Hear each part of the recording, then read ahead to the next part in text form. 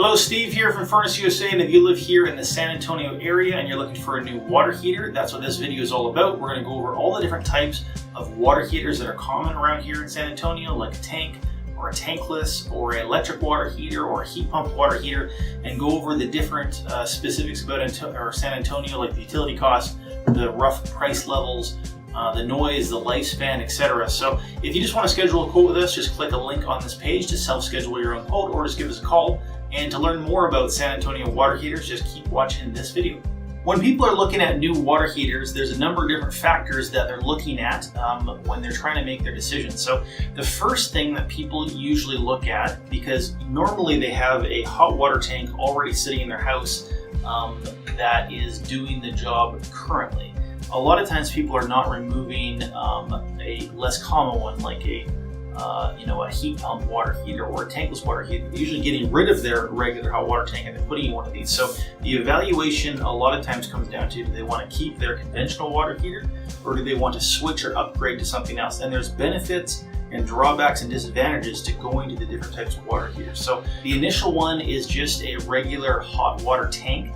So advantages of just a tank, they're relatively less expensive. So you can get one for a lower upfront cost compared to other types of water heaters, but that has a drawback.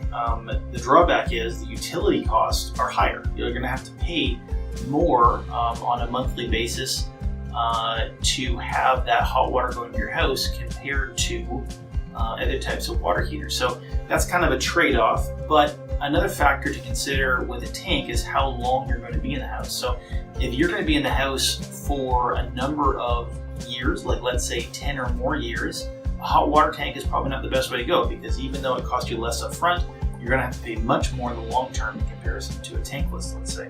Lifespan, it depends on what area, but generally the lifespan is between 10 to 15 years. There's some little pockets where, when groundwater is really, really bad, where it can shorten the lifespan. But generally 10 or 15 years is a decent rule of thumb, sometimes shorter, unfortunately. So the other most common type of water heater that people want to get and are looking for is the tankless water heater. So there's been a massive surge in tankless water heaters over the last number of years. Tankless water heaters, also called on-demand water heaters, around the world are the most common type of water heater. But in North America, they've been relatively slow to catch on. But there's huge advantages to tankless water heaters. So again, in other countries, they have a different style of piping system. So let's say in Europe, for the most part, your kitchen will have a water heater, a tankless water heater just for your kitchen, and you'll have a tankless water heater just for your bathroom. So they've probably been slow to catch on in North America because our plumbing systems are all interconnected. The entire thing is all built together. What that means is you need to have a much bigger, more powerful water heater, because if you think about it, let's say there's somebody having a shower, there's another person doing laundry, there's another person doing the dishes. This tankless water heater has to be able to instantly come on, deliver all of those different taps running simultaneously, and then turn back off. So we need to have much more powerful water heaters here. So the first consideration for tankless, don't mess around and get the most powerful one that you can. You can always turn a tankless water heater. You can just use part of its capacity. But if you buy one that's too small, there's nothing you can do. You need to basically put in a secondary tankless or add a hot water tank to help the tankless, which then you've wasted all of your money down that direction. So advantages and disadvantages towards a tankless: utility costs, absolute rock bottom that you can get in terms of gas water heating. So for a water heater, if you're looking at comparison to a hot water tank versus a tankless, the water heater that's a tankless will sometimes cost you less than half. Sometimes, it's being argued that they can spend, 40% less utilities as compared to a hot water tank, so significantly less. They last much longer, 25 years. Here's the downside: they're more money up front. They cost more money in the beginning. So one smaller consideration for tankless, which some people make it so that they shy away from the tankless water heater type, is that they are a little bit noisier depending on your installation. So if you need to install one, if your furnace room is right back down to a bedroom and you mount the tankless water heater back down to the wall, you can get some sound coming through that wall from the tankless water heater. So those are just a few considerations. They last much longer.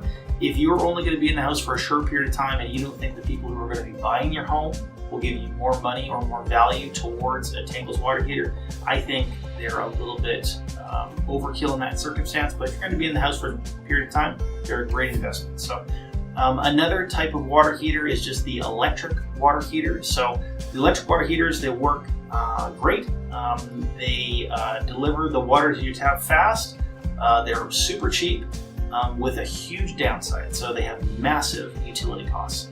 So the highest utility cost that you can possibly get of the different types of water heaters. So, but they're cheap, you can put them in a closet, they don't need exhaust venting, there's all sorts of advantages, but with a big downside of high utility costs. And that brings us to a different form of electric water heater called a heat pump water heater. So I think they're a great technology. I think they're a newer technology, and I think there's still some stuff that needs to get worked out of them before they're amazing. Because what I've seen before, what a heat pump water heater does is absorb heat from around it and put it inside the water, inside the tank. The downside of that is it literally sucks the heat out of the area around it, making it colder. So that's a bit of a downside. If you can put them in a place where it doesn't matter that you take the heat away from it, great.